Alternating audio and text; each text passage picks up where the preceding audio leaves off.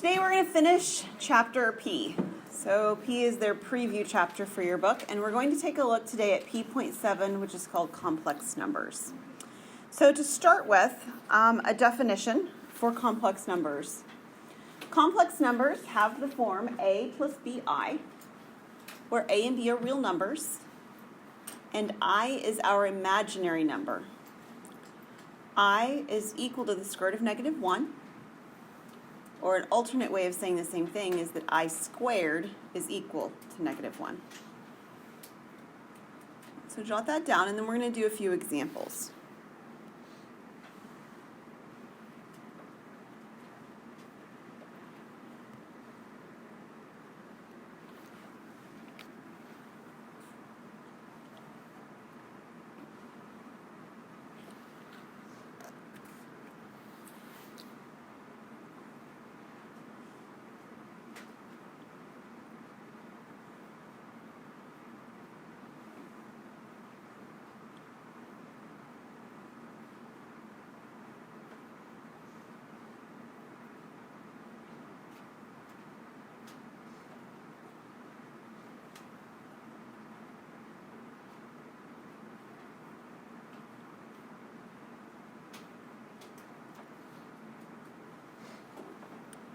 Okay, so the examples here ask us to decide whether the value that we're given is real or imaginary, and then to write it in its complex form. So whether it's real or whether it's imaginary or whether it's truly neither, it has a complex form. Okay? So a number is real when it doesn't have an imaginary component, I, and it's imaginary when it does. So on the first one, is it real or imaginary? It's real.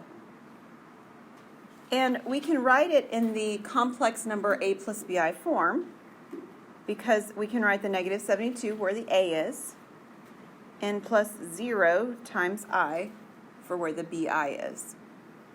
It's not very exciting, right? If you put zeros in things, it doesn't really, give a lot. But it is another form that's accurate. How about the second one, number 2? Real or imaginary?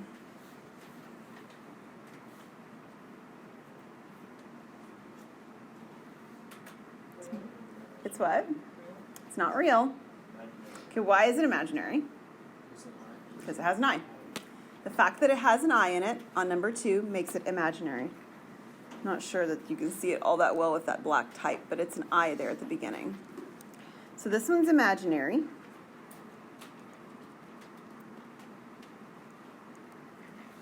And its complex number form is going to have a 0 where the real number part is.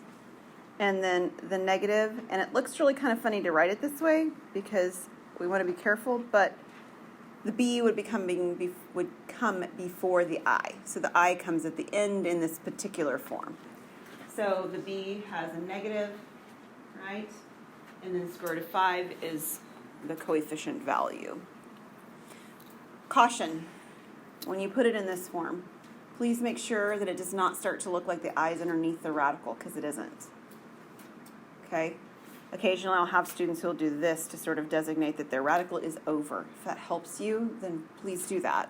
Certainly not necessary, but just be careful the I doesn't sort of get mushed underneath the radical because it isn't there. Now, simplifying and cleaning things up, combining like terms with imaginary or with complex numbers is very much like doing things with algebra. So if components have I's, they're alike. If components don't have I's, they're alike. So you combine like terms. So this one is a simplification. It's just addition. So the terms here that are alike are the first two because they don't have imaginary components, right? So negative 3 and positive 5 would give you 2. This is audience participation time. I know I'm asking questions you guys know, so go ahead and answer them for me. It's 2. And then the other components each have an I in them, kind of like when we have algebra that has x's and things, right? Like linear terms and things like that and polynomials. Those two components, they match. I have a positive 2i and a negative 6i, which gives me what? Yeah, negative 4i, right? Okay, so just like with, addition of polynomials when we did a few sections ago. On number 4, we have subtraction. And even the best of us can make mistakes with subtraction if we're trying to do it piecewise. And so I encourage you to go ahead and do a distribution step of, move with the negative through there. So negative 3 plus 4i is what we really have at the end. And at the beginning it's 6 minus 7i. And then look for the combining of terms. So I have a 6 and I have a negative 3, which gives me 3, right? And then I have the negative 7i and the positive 4i, which gives me, negative 3i. So I have 3 minus 3i. Okay, so we've done an addition, we've done a subtraction. What do you think might come next? Multiplication and division, exactly. So there are a couple of caveats to the multiplication and even a little bit more to the division. So we're going to multiply out just like we did when we had polynomials for starters. So first, outer, inner, last, or distribution, whatever it is language-wise that makes you feel good. So our first terms, I have 3 times 5 giving me 15. That's first. My outer terms, 3 times negative 2i gives me negative 6i. On the inside, negative I times 5, negative 5i. Oops. And then I have negative I times negative 2i, which gives me what? Positive 2i squared. Right, because we have I times I on that one. Does that make sense so far? Okay. So here's the difference from what happened on the previous slide. On the previous slide, when we add and subtract with i's, we just have either a I component or we have a constant component. But now, when we multiply, we end up with something that's I squared. Right? There's an I squared in my problem. What is I squared equal to? It's negative 1. So we have to go one step further than we do with algebra, because in algebra, you're just left with x squared and you just clean up, combine the pieces that you have or whatever. But the reality is there's another cleanup step on this one. I squared is negative 1. So I'm going to do that before I even clean anything up. I've got 15 minus 6i minus 5i. If you wanted to combine those already, that would be fine. This is plus 2 times negative 1. So every time I multiply, divide, add, or subtract with components that are complex, right, a plus bi form, I will always be able to have it end up with a plus bi form. There will never be any I squareds in the final answer. So as I'm taking a look at this then, I have 15. I have minus 11i, right? And then this is a negative 2 at the end. And my 15 with my negative 2 would be 13.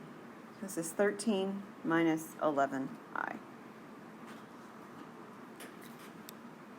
Okay, so still has that a plus bi form at the end.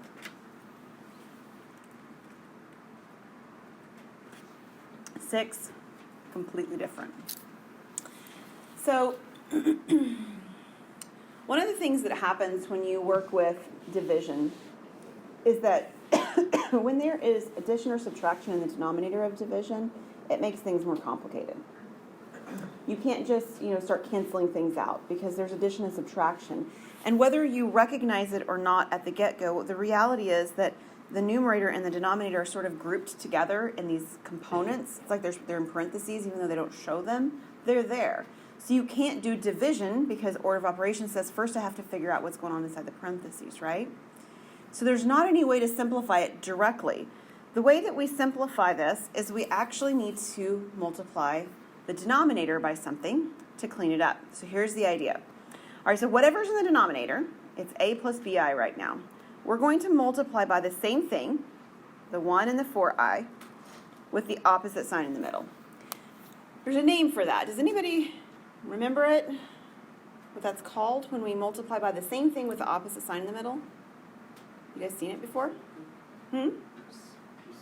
Not reciprocal. It's a good guess. How about the word conjugate? Have you heard the word conjugate before? This is a conjugate. We see conjugates also occur when we deal with radicals sometimes, like square roots. But this is a conjugate. So a conjugate is the same thing with the opposite sign in the middle. But of course, if I multiply the denominator by that, I have to multiply the numerator as well, right? Otherwise, I've actually changed the value, and my goal is to simplify it, clean it up, not to change it. So I'm going to multiply the numerator and denominator by the same thing. I want to start with the denominator because I want to show you why we're doing this, all right? The reason that we're going to multiply by this particular denominator conjugate is because we're going to end up with no i's left over when we do. That's why we're doing it, okay? So let's actually multiply this out so that you can see that it will in fact happen, and we'll talk about why it happens as well. So when I multiply this first piece, of course I get 1. When I multiply the outer piece, I get negative 4i.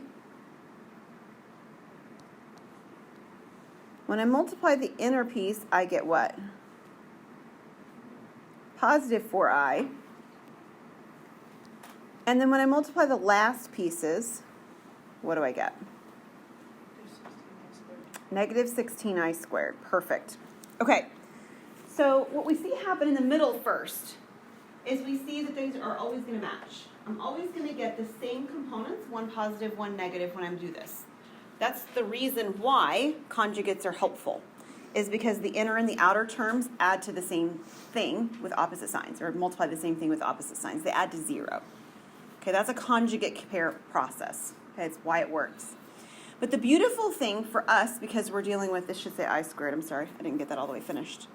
The beautiful thing for us is not only do these add up to 0, but I've got the I squared business going on the bottom, right? And that means I've actually got a negative 1, like we talked about in the last problem.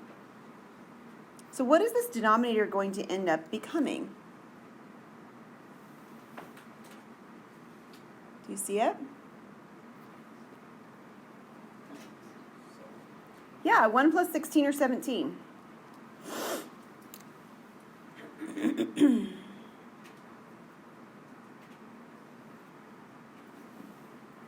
No imaginary components. That will always happen if we've done the multiplication with the conjugate correctly. However, the numerator is not going to do that, right? It's not a conjugate to the numerator. I'm just going to have something more like problem number 5, where I'm going to have a real number part, I'm going to have an imaginary part. Yes, things are going to clean up, but they're not going to end up with a whole number. I'm not going to end up with just a constant when I'm done. I'm going to have an imaginary component. So let's take a look then at the numerator. Oh, let me make one more comment about the denominator. We talked about, I feel like we have hardly been in class at all with me being sick and then with the snow day. But one of the things that we did talk about in class together out loud was we talked about something called difference of squares. Do you remember that? We did it for the purposes of factoring, right? If it has this certain form, I can factor it. It factors as a plus b, a minus b. This, the conjugate pairs, it's just an application of the difference of squares property. It's the same components with the opposite sign in the middle. And again, that's why those inner and the outer terms, you see them canceling the way they do so very nicely. Okay, let's do that numerator now. So in the numerator, my first terms, 2 times 1 is 2. What do we get on the outer terms? Negative 8i. Good. Inner terms, negative 3i. And the last terms, whoa, that wasn't what I meant to touch. Okay, let me try that again. I still did it again. Too many tools at the top. Okay, there we go. So you said positive 12i squared, is that right? Yes.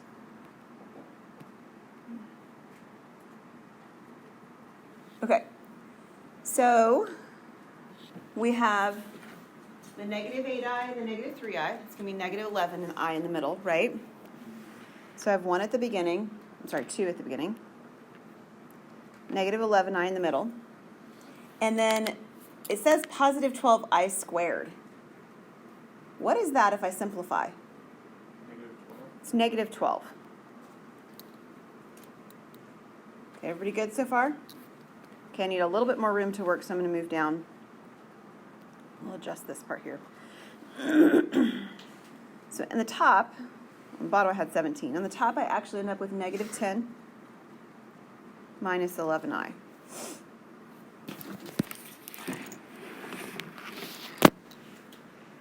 Okay, is everybody good with that?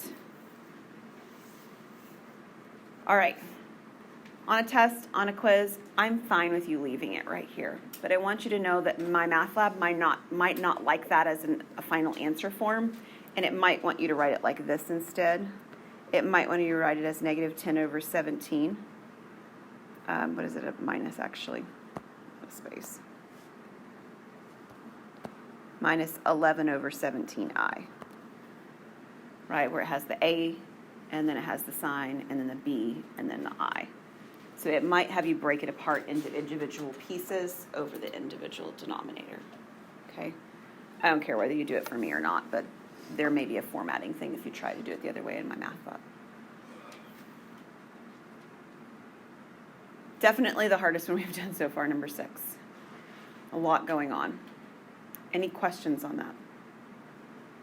Okay, curiosity question. How many of you like patterns? Okay, I've got one, a couple of you. We're going to take a look at some patterning that happens when we're dealing with i's. So I'm kind of a fan of patterns. I like puzzles that have math involved. So if you think about things like Sudoku, and there's different games that have puzzles in terms of mathematics, simple mathematics, not anything hard, right? You know, addition and subtraction kind of stuff, but patterns are kind of interesting to me. So there's actually a really interesting pattern in terms of powers of I. So we're going to take a look at the first few powers of I. So 7, 8, 9, ignore those for a minute. We're going to take a look at this. I want I to the power 1 to I to the power 6. And there's an interesting pattern that shows up that allows us to simplify things like I to the 19th, I to the 77th, and I to the negative 5. Okay? And we can use a pattern to actually be able to do that instead of having to remember a lot of details. So the first thing to recognize is that I to the 1 is just I. And we're all like, well, yeah, that's true, right? No problem. And we've talked about the second one as well. What is I squared? It's negative 1.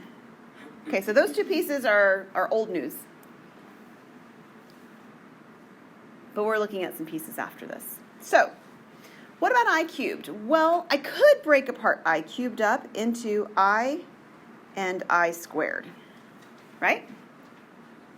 Sure, I definitely could. That's the same as I cubed. We've looked at powers or properties of exponents with the powers involved like this. But what's I squared? Negative 1, and I's just I, right? So this is negative I. Does everybody see where the negative I came from? Okay, cool. How do you think it might be useful to break apart I to the 4th? Thinking about what I did with I cubed. I squared. You bet. I squared and I squared is fantastic because what's I squared? Negative 1. So what's negative 1 times negative 1? 1.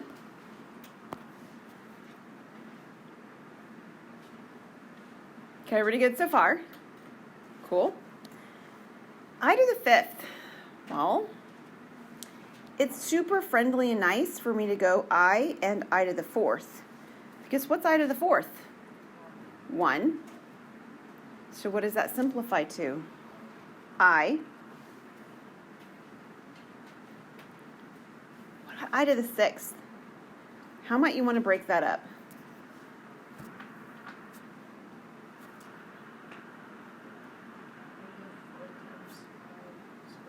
Wonderful. I to the 4th times I squared is a good choice. Anytime I can use an I to the 4th, I like it because I to the 4th is equal to 1. And what's I squared equal to? Negative 1. So if I have 1 times negative 1, I end up with negative 1. Any guess, without actually doing the work, what I to the 7th might be? Negative I. What do you suppose I to the 8th is? 1. So those of you who are answering that and seeing it, I can tell, and if you're not, it's okay, but there's a pattern. If we're going recursively means just from one number to the next one, right? I squared, I cubed, I to the 4th, I to the 5th. If we go through that pattern like that, it always goes between these 4 terms. I left a negative off that. I'm so sorry. Let me get that in there. It's supposed to be there. I, negative 1, negative I, 1. I, negative 1, negative I, 1. And it works like that all the time.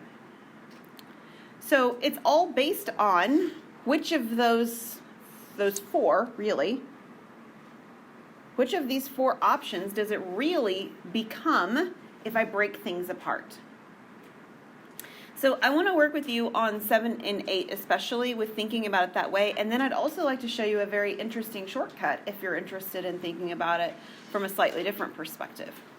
So what I want to do is I want to break the 19, that power 19, into something that has powers of 4. Because powers of 4 are amazing because they just become I to the 4th is 1, right? So if I can break this I to the 19th apart into a bunch of I to the 4ths, that's great. So I to the 4th, I to the 4th, I to the 4th, I to the 4th. That's 16 of them, right? And I need 3 more, I to the 3rd. So every time I to the 4th, it's rather irrelevant because it's equal to 1. And what is I cubed equal to? Yeah, negative I. Now, that's fabulous for 19. Maybe not quite so fabulous for 77, right? I don't know about you, but I don't want to write down I to the 4th enough times to get up to 77. So we actually would like to be able to figure out how close we are to a multiple of 4. So let me go back to the problem we did with I to the 19th to show you what we're going to do to I to the 77. If I think about the number 19, something smaller than 19 that's a multiple of 4. Okay, so I know we don't always do multiples of 4 as high as 77. We'll get to that in a minute. But 19's okay. What's the nearest multiple of 4 below 19? 16. This is I to the 16th, and then I cubed. Is that okay? The fact is that anytime it has a power that's a multiple of 4, it's 1.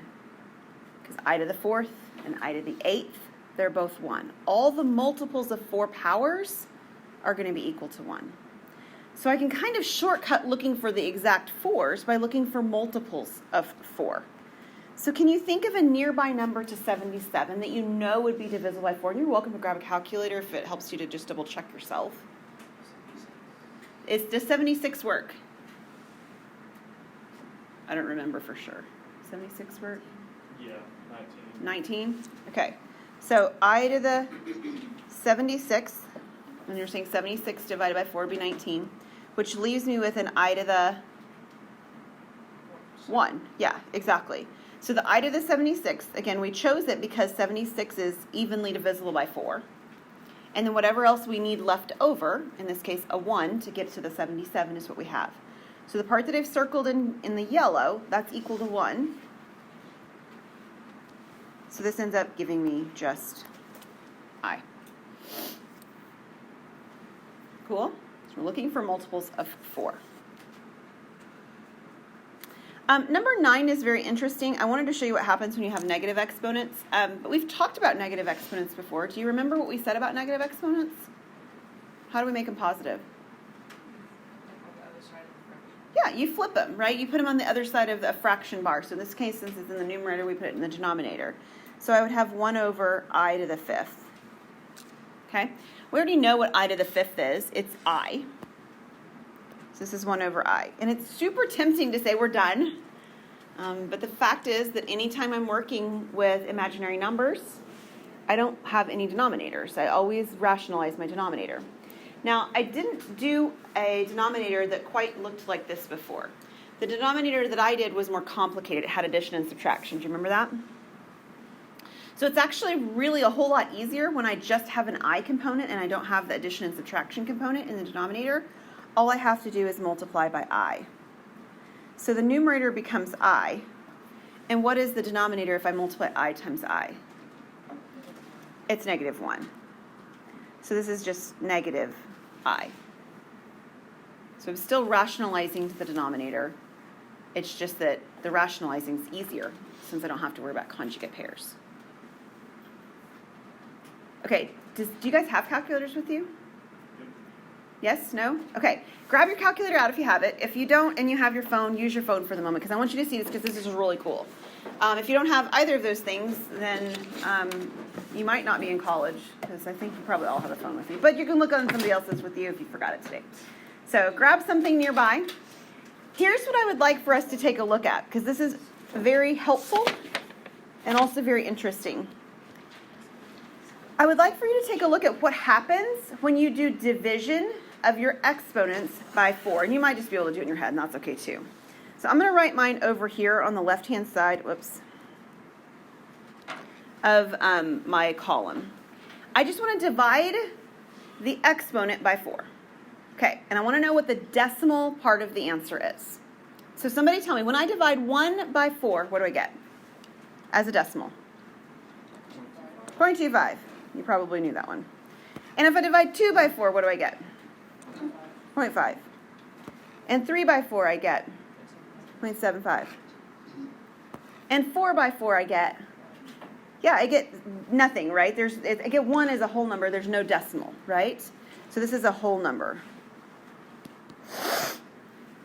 What happens when I divide 5 by 1? I'm sorry, 5 by 4. Yeah, and the decimal part is a 0.25, right?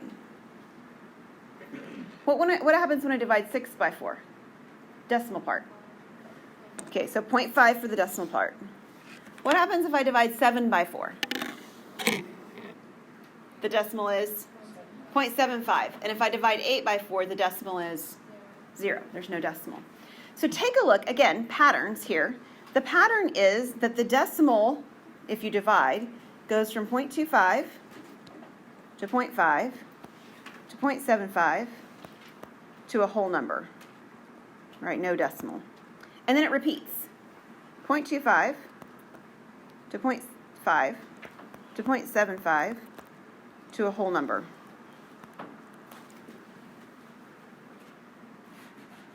I'd like us to do 7 and 8 again. Number 7 says 19.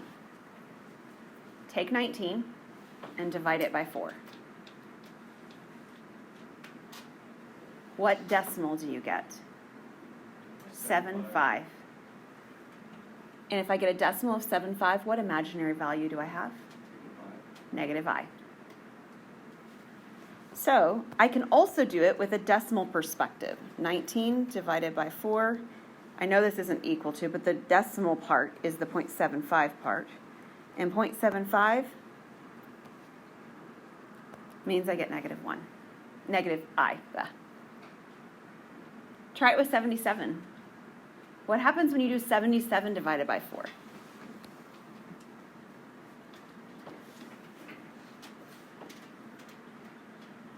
What's the decimal part that you end up getting? 0.25.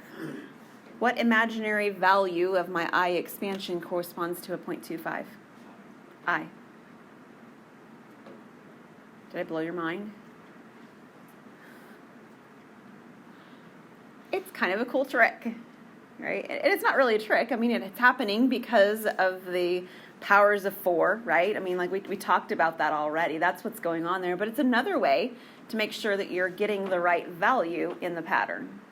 Okay? All right. A few more things. Roots of negative numbers. So I already mentioned before that when we have the square root of negative 1, that's I. But the reality is that if I have the square root of anything else that's negative, I also get an I out of it. So for example, if the b value itself is positive and we have the square root of negative b, then the negative that's underneath the radical can come outside of the radical as an I, and the b will stay underneath unless it simplifies on its own merits.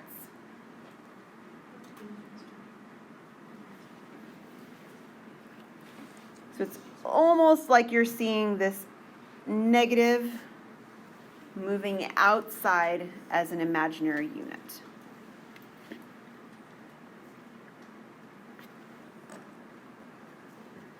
So when we take a look at number 10,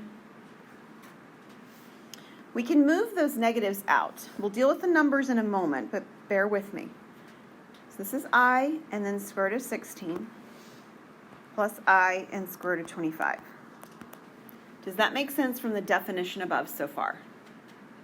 Okay. And then we consider the 16 and the 25 on their own merits and whether or not they simplify. What is the square root of 16?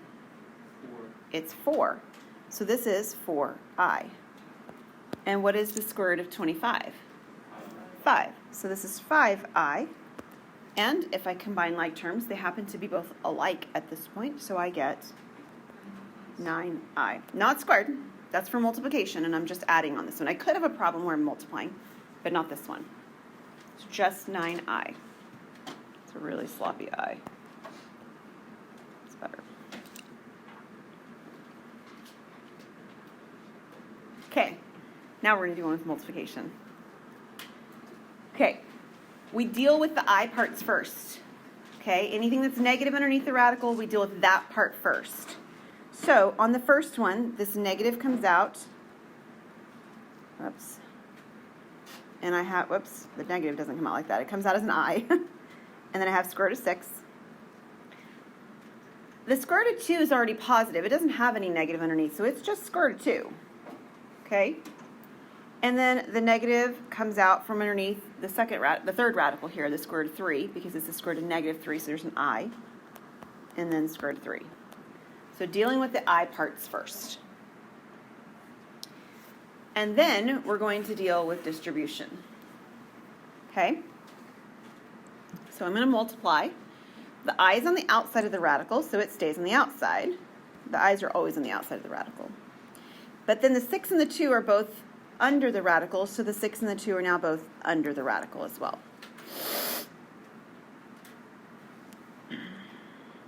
On the next one,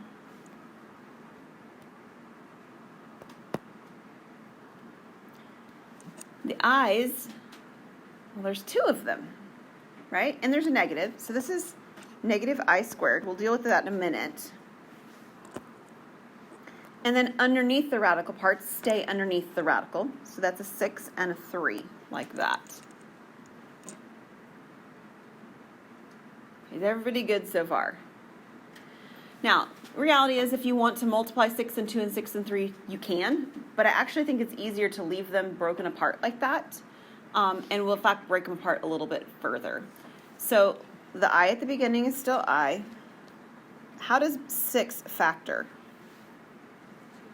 2 and 3. So 2 times 3 times the 2 that's there. What's I squared? Negative 1, right? So this becomes a positive 1. Write the 1 or leave the 1 out, it doesn't really matter. But it is being replaced with a positive 1 because it's a negative times the negative 1 that was the I squared. Got a double negative there. And then we'll do the same thing for breaking 6 apart here. It's 2 times 3 times 3. All right, so one of the lessons that I posted, and hopefully you watched, I think it was P6, may have been P5, but I think it was P6, talked about simplifying underneath radicals and how, since this is a square root, we look for matching pairs, right? If we have a match underneath the radical, we can pull it out of the radical one time. So this one right here is a match. Underneath the radical is a 2. So I'm able to pull a 2 out one time. So this would be 2. It's terrible green. A 2i, and the 3 stays underneath. Okay. And then over here, I'm not going to keep writing the 1 because it's not necessary, but I have the same thing going on with the 3's here. I have a matching 3 underneath, so I can pull the 3 out. So I have a 3. And the 2 stays underneath.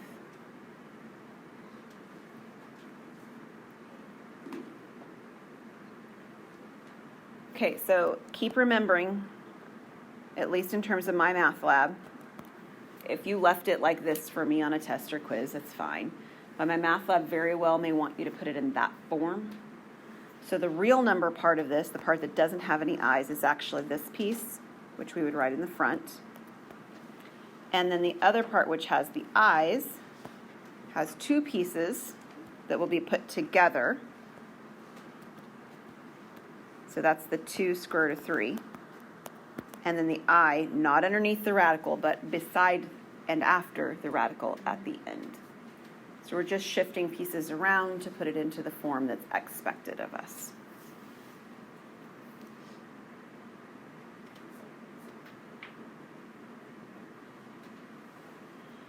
Any questions on that one? Okay, so this lesson's very interesting. So we start out with this, like business with the i's, and it has this cool thing that I squared's -1, and we can clean things up and whatever, whatever. And then I said, okay, but where did the I really come from? Well, the I really come from any negatives underneath the radical, right? So now I can have the radical part that doesn't have just a 1, right? It's got something else, a 5 or a 3 or a 6 underneath it. But where is that all coming from? Well, it's actually all coming from the idea of solving quadratic equations. Okay, so it's sort of like we're working backwards as to why did we get to this point? Well, we actually get to this point because we need to be able to solve quadratic equations for the parts that are non-real solutions. So we're starting with an equation or formula hopefully you've seen before. Have you seen this formula before? Yeah? Good. So it's one that you usually encounter in Algebra 2 in high school. Maybe even a little bit toward the end of Algebra 1, perhaps. And in fact, maybe your teacher even sang you a song about the quadratic formula. Did that happen? Yep. Yeah. I usually sing the song too. So do you guys want to hear the song? Okay. It goes to the tune of Pop Goes the Weasel. It goes x equals -b plus or minus radical b squared minus 4ac all over 2a. Okay, so I'm not asking you to memorize this formula right now. We're just using it for something, but that's coming from there. So what we're going to do in this problem first is simply evaluate by putting the values in to the locations for which they match. And then as we clean things up and simplify, we're going to end up with some i's. At least that's the expectation, right? So we're going to give it a try. So first of all, I have -b, and b is -4. And then I have plus, and I have the square root of -4, because that's b squared, minus 4 times the a is 5, and the c is 1. And it's all over, make sure that that division sign includes the part that's before the radical. It's all over 2 times a, which is 5. Okay, everybody good so far? Easy to lose negatives, so be really careful when you're plugging values in that you don't lose those negatives, because things will change drastically if you do. On the first one, of course, the double negative gives me a +4. And you'll notice this one just has the plus. It doesn't have the plus or minus. We're just solving a portion of the quadratic formula. But the other one here has -4 squared. So what's -4 squared? 16. It becomes positive. Very good. So I have a 16. And then at the end, I have -4 times 5 times 1. What does that give me? -20. And it's all over 10. Okay, so this is equal to the step before. Any questions so far? Looks so much better already, doesn't it? It does. So what is 16 minus 20? -4. So there's that negative showing up underneath the radical.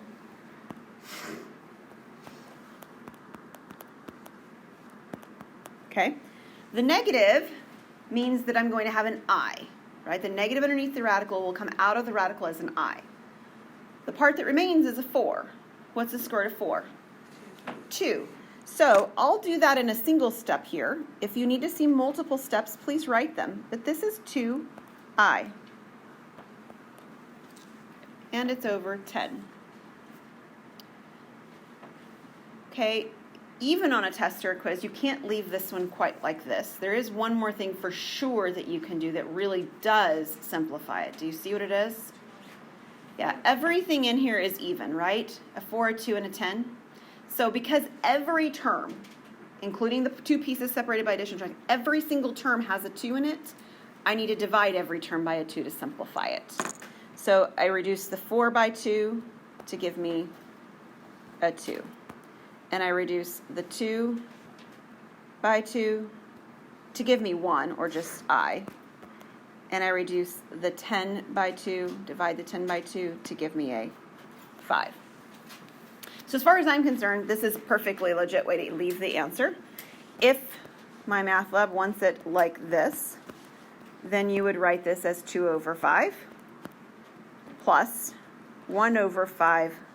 I know it feels like you should write I over 5, and it's not wrong. It's just not got the I separated at the end where it might want it. Okay? Any questions on that? Oh, and you know what? We're done. All done for today. Finished just like we should have, in spite of all the crazy snow stuff going on. Okay, so this is due on Monday, 9 a.m. online to P.7. Also, I would encourage you to go back and to do the homework problems from P4 through P7. There were a lot of really good grades, and there were some grades that were not quite as good. And so your best offense at doing really well on that is to go and actually do the work to bring it in so you can copy it. Okay? Take a look and do that over the weekend, and I'll see y'all on Monday.